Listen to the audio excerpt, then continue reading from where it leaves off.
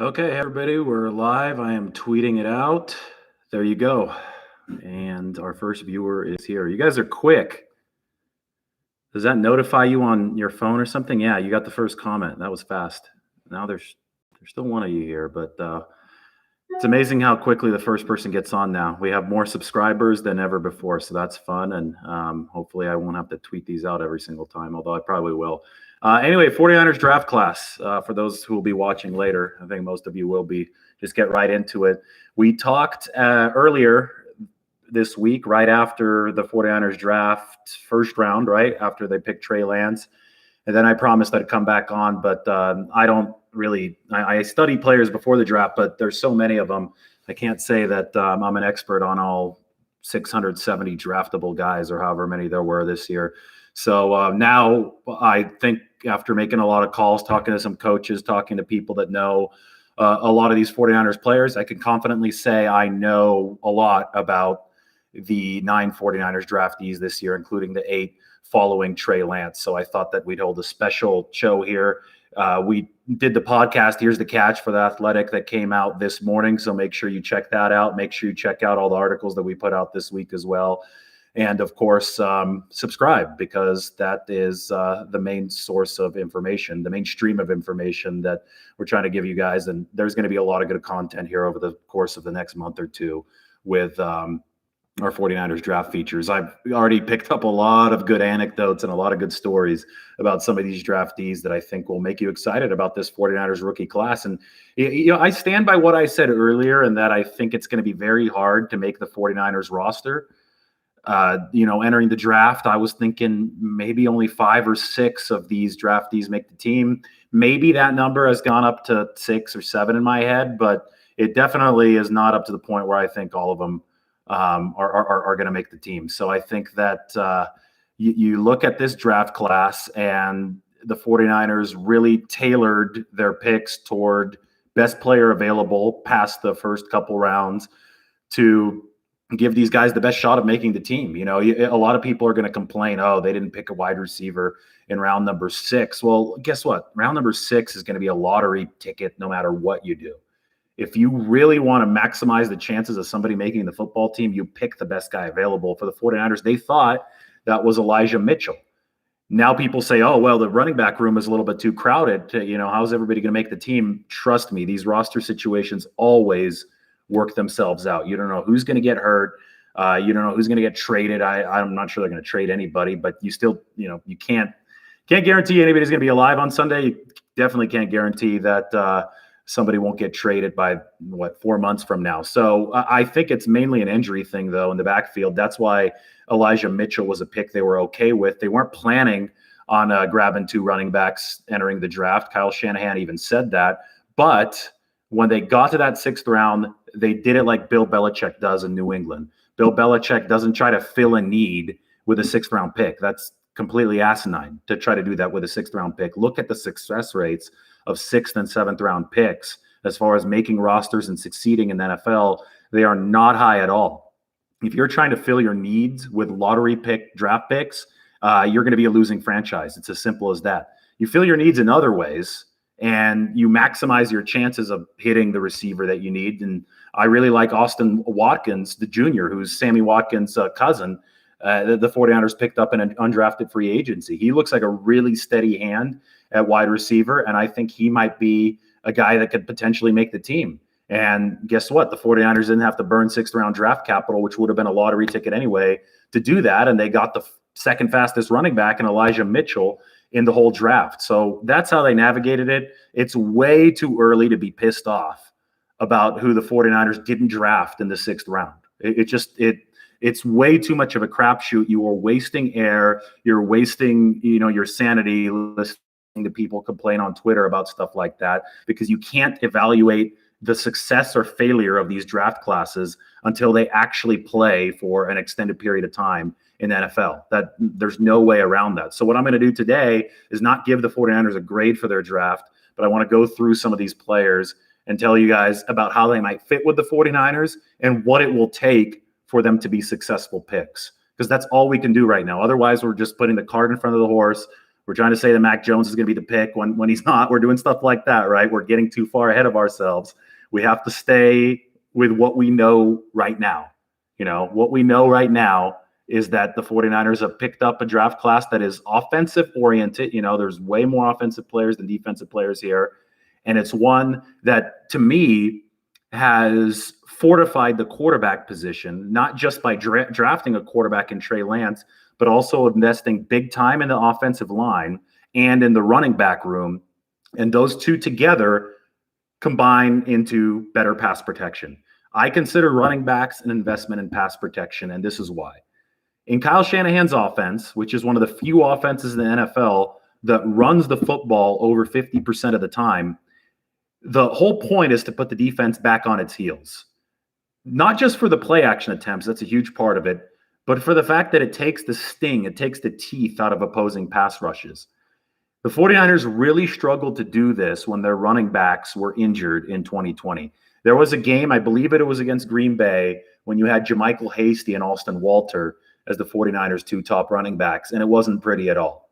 The pass rush for the Packers really got after a depleted 49ers offensive line that didn't even have Trent Williams. And, in that game, I thought we saw the importance of offensive line depth and of running back depth underscored. So there's nothing wrong with loading up on offensive linemen. In fact, before this draft, I said the 49ers will need to pick 2 offensive linemen, and they picked 2 offensive linemen. And I didn't expect them to pick 2 running backs, and they acquired 3 running backs over the course of a 1-week stretch if you include Wayne Gallman in there with Trey Sermon and Elijah Mitchell. But there is nothing wrong with that because it's all part of the same goal as stacking offensive linemen.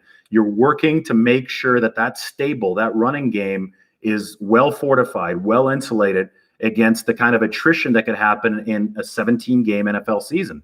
And now there's that one extra game, obviously. So when you have your roster insulated against that, you get into a situation and you get into a position in which you can dictate with the run game and keep the defense on its heels. That's Kyle Shanahan football in a nutshell.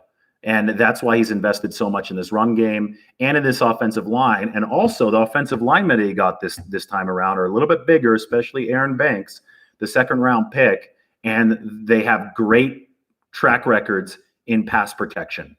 So I think that the 49ers are definitely looking for just an improvement in straight-up anchor-down pass pro as opposed to having to scheme their way around some weaknesses up front with lighter guys. If you remember in the past, in the 1990s, the 49ers had awfully light offensive lines that served them very well for a very long time.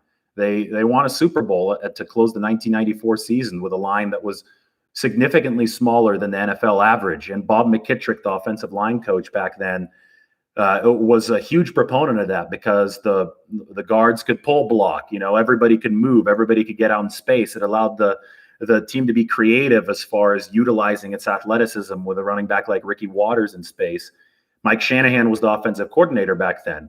However, then 1995 rolled around, 1996 rolled around, and the Green Bay Packers came into town with Reggie White, Gilbert Brown. You remember how big Gilbert Brown was? Santana Dotson. I mean, all those guys were huge, and it really exposed the interior of that smallish 49ers offensive line.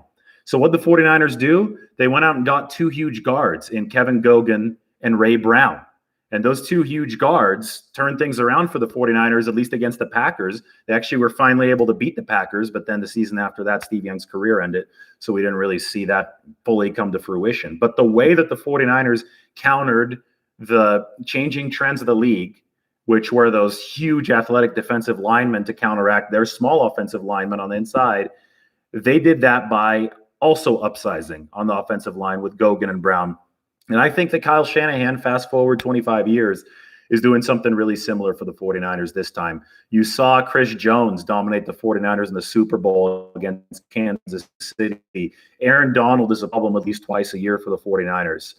Grady Jarrett has been a wrench in the 49ers' plans multiple times, and especially in 2019 when I think he single-handedly won a game for Atlanta along with Julio Jones, obviously. So it was a situation where I think the 49ers finally realized, hey, we are a little light up front.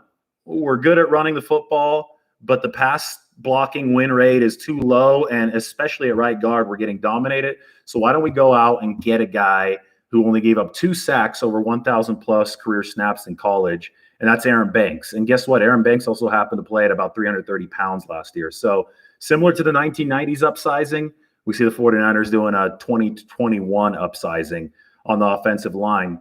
The key being these guys can still move. Aaron Banks, they feel, can still move and do their zone blocking scheme.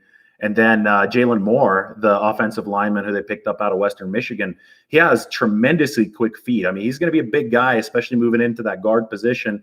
He might be at that weight that Laken Tomlinson is, at around 315 pounds.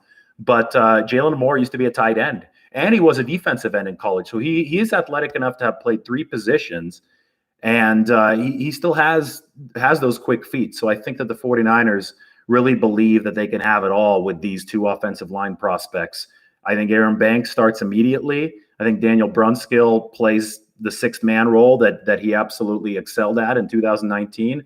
And I also think that he learns from Alex Mack as the potential center of the future. And the domino effect of all these additions helps everybody up front. So that's my thoughts on Aaron Banks and the 5th round pick, Jalen Moore. And I'm going to take a quick break here to look at a couple questions before addressing the other guys. Yeah, let's take a quick break to talk about Garoppolo's interviews today. I thought that Jimmy Garoppolo obviously said all the right things, but it wasn't just him saying all the right things. I think Jimmy Garoppolo actually believes those things. I mean, his dad was on there for some of those interviews, and I think they do that every year. It's like that National Tradesman Day or whatever they call it. And Jimmy Garoppolo's dad is an electrician in Arlington Heights in the Chicago suburbs. And obviously, when you look into Jimmy's upbringing and his history, tight-knit Italian family out there in Arlington Heights. Dad was an electrician, actually went to the same high school as Mike Shanahan out there in the Chicago area. But very blue-collar upbringing for Jimmy Garoppolo. And he credits that a lot all the way through college to Eastern Illinois, which is obviously not a flashy FBS school. Similar to Trey Lance, I mean, Jimmy Garoppolo won the Walter Payton Award in 2013, which is the same award that Trey Lance won in 2019. So the 49ers now are going to have 2 FCS quarterbacks, 2 FCS Walter Payton Award winners, which is like the FCS Heisman, in their quarterback room, which I think will allow Garoppolo and Lance to relate to each other. But going back to Garoppolo's attitude about this all, we have to remember that I think the media misportrays Jimmy Garoppolo, the whole Jimmy GQ thing often. It doesn't really get into his actual personality. Jimmy Garoppolo's actual personality is rooted in those Chicago suburbs, in that, tight-knit Italian family, in, his journey through a lightly recruited, high school stardom. I mean, he was good in high school. He was a star, but he was lightly recruited for a number of reasons through FCS Eastern Illinois, where they didn't have a whole lot of money. It was one of those programs where everybody stayed humble. And I think that is key right now when you analyze Jimmy Garoppolo's presser today, or his radio show interviews. He kind of went on Radio Row virtually today for the first time since the trade, where he said that, as my dad just said, all you can ask for is the opportunity. And this is the NFL. He's thankful that he has an opportunity, and he wants to compete. He wants to roll up his sleeves and go to work. If you're Kyle Shanahan, if you're John Lynch, if you're anybody, I think that's exactly what you want to hear. It also, I think, differs a lot from, the attitude that we saw from Carson Wentz, for example, when he started struggling. And Jimmy Garoppolo's never struggled at the level that Carson Wentz did. And obviously Aaron Rodgers and that whole situation in Green Bay hasn't been particularly pretty ever since they drafted a quarterback in the first round in Jordan Love. So to me, Jimmy's answers were, true to form, true to character. We've done a lot of reporting. I've written a big story about his upbringing and the way that his teammates respect him for that blue collar mentality. I think it's showing guy and compete with him too. I mean, you have to remember, this is an alpha male sport. Football and competition are synonymous. I think sometimes in some other lines of work, stuff is handed to people, but it's not handed to people on a 53-man roster in football, especially at the quarterback position. It shouldn't be, because there's so much money involved and so much success is potentially on the line. there should be competition there, right? And that was part of the reason why the 49ers were a losing team in 2021 is because they didn't have enough competition in the quarterback room. There was a massive drop-off from Jimmy Garoppolo to Nick Mullins, and obviously the 49ers weren't good enough when that backup quarterback came in. So if you're not built to succeed in the NFL, you're not built to make it in the NFL if you don't embrace competition when it comes and become better for it, man up and become better for it. And the best example is one that Jimmy Garoppolo saw firsthand. He comes in as the potential heir apparent to Tom Brady, and Tom Brady only ups his level of play after Jimmy Garoppolo comes in.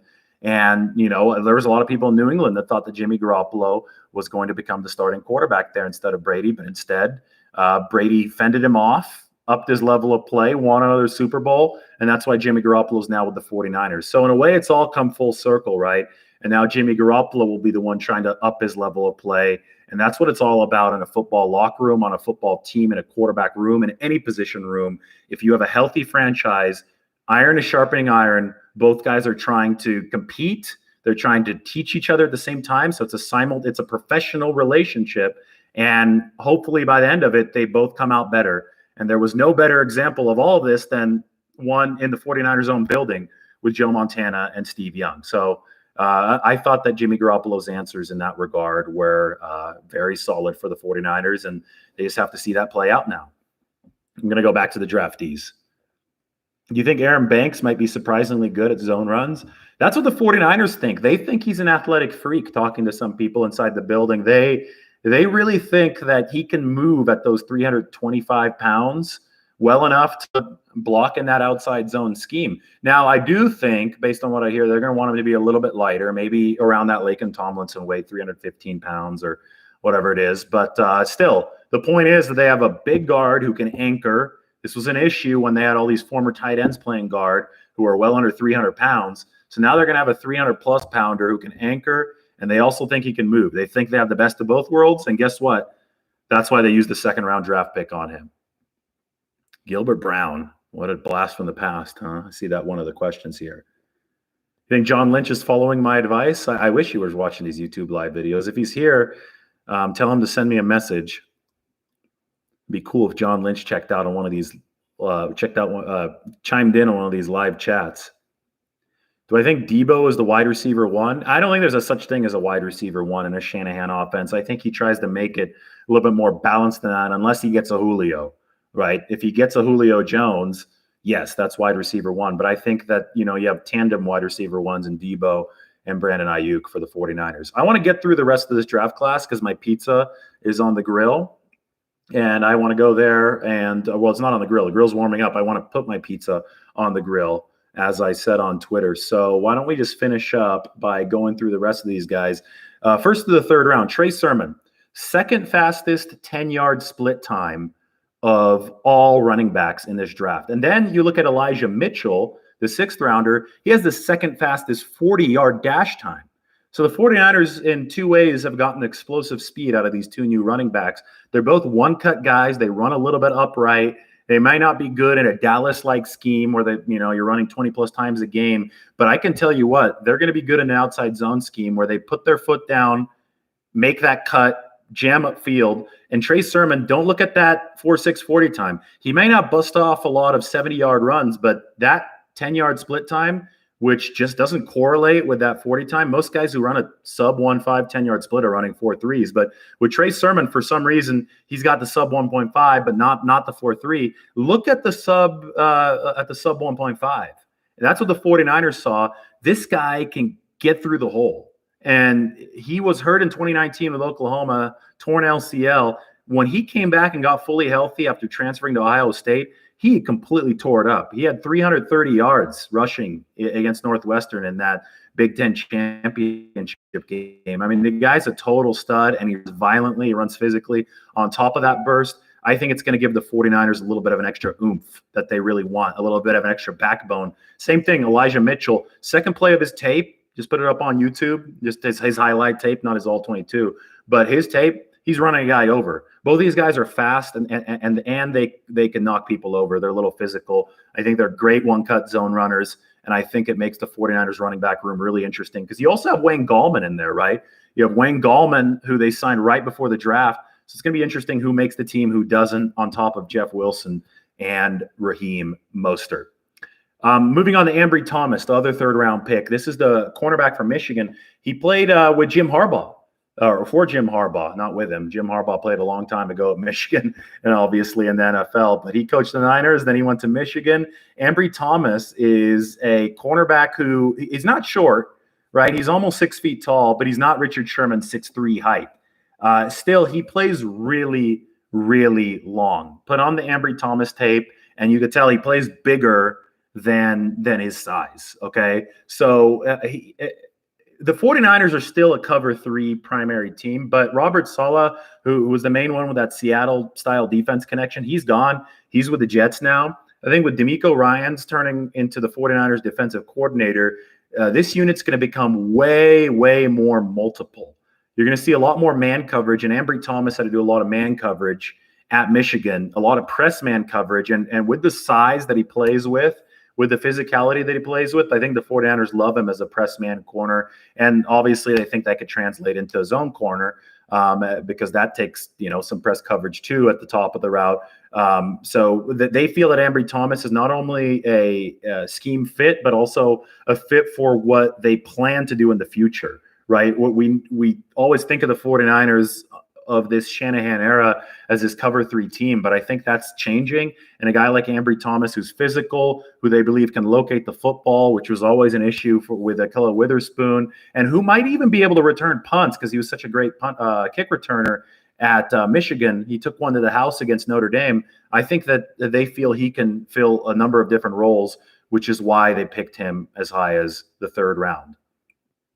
Let's go to the 5th round, where I already talked about Jalen Moore. So we only have a couple more guys to mention. Talanoa Hufanga, the safety from USC, strong safety, not a twitchy athlete, doesn't, test well, 4.6 40. That's why he dropped down all the way to the 5th round, but just put on the film of Hufanga.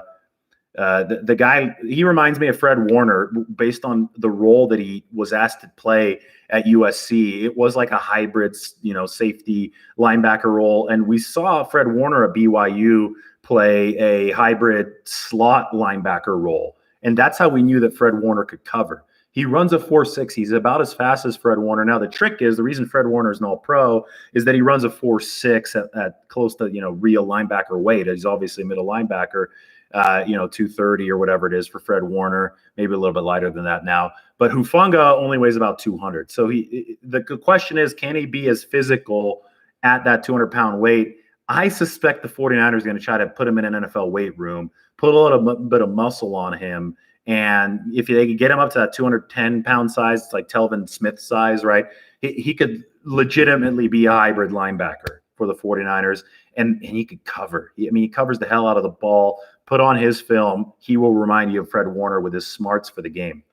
The final 5th round pick and the final guy that I wanted to talk about is Deommodore Lenoir. He's the corner out of Oregon, who I think they're going to put at nickel back first. And remember, the other 5th round guy, Jalen Moore out of Western Michigan, they want to be a guard, right? He played tackle in college. They want to be a guard. That's how they're projecting him. Same thing with Lenoir as far as playing a different position. Outside corner at Oregon. They liked his ball skills. They like the feistiness. They like the confidence and the attitude. And they think that feistiness can really play well behind K'Wan Williams, who's only under contract for 1 more year at the nickel. I think Lenoir got the Richard Sherman stamp of approval because Richard Sherman, one of Sherman's best friends, Deva Thomas, coached Lenoir at Salesian High School in L.A., and so he got to know Lenoir really well, and Lenoir talked about Sherman. I talked to Sherman about Lenoir, and it seems like a really promising player, especially one that the 49ers got in that 5th round. So that's the quick rundown of the draft class. My wood-fired or my charcoal-fired oven's almost ready over there, so I'm going to throw the pizza in. So I'll answer one question here before we get going. I don't know much about the tackle from Mexico, except that he's not likely to make the roster. That's an exception program where you get a roster exception, and they'll be able to keep him on the practice squad without taking an extra spot too. I will do some research on him, and maybe my opinion will change based on that. I don't give the draft a grade. I think it's stupid to give drafts grades right after because that is complete conjecture. Again, that would be just not smart on my part. We don't know what this draft this draft class is going to turn into for the 49ers. All I could do is tell you what I just did. Well, thanks for all the nice words. That is Sammy Watkins' cousin, Austin Watkins Jr. We'll finish up with him. Austin Watkins Jr. is a steady receiver. It looks like he's already been in an NFL weight room for 4 years. JUCO guy, came out of Fort Myers, Florida, went to junior college, played ball there because he wasn't a highly regarded recruit, 0 stars coming out of high school. And I don't know what they had in the water there. This guy has been lifting weights. Everybody wants to compare him to Kendrick Bourne because he, came in from college with sure hands and, looks like a good possession guy to move the sticks. Kendrick Bourne, as great of a story as that is, he had to strengthen a lot in the NFL after he came to the 49ers. He came in like a twig. Austin Watkins Jr. is already built like a man, and that's got to be really exciting to the 49ers. I have him on the bubble right now because I just can't project an undrafted rookie to the 53-man roster until I actually see him out on the field and I see him in training camp. But mark my words, I put out a tweet today.